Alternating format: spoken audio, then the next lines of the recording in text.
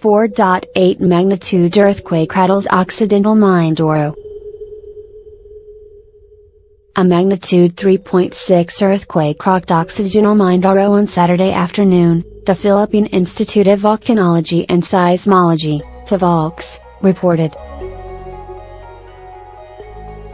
In its earthquake bulletin, Phivolcs said the earthquake hit 17 kilometers northwest of Obrita Ilog, Occidental Mindoro at 5:58 p.m. Phivolcs said the quake was felt at various intensities in the following areas.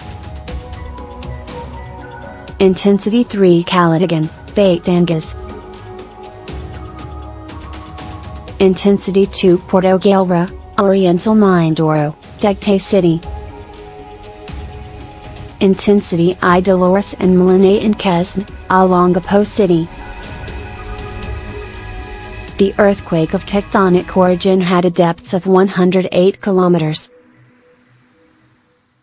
Phivolcs also assured that no aftershocks or damage will be expected from the earthquake.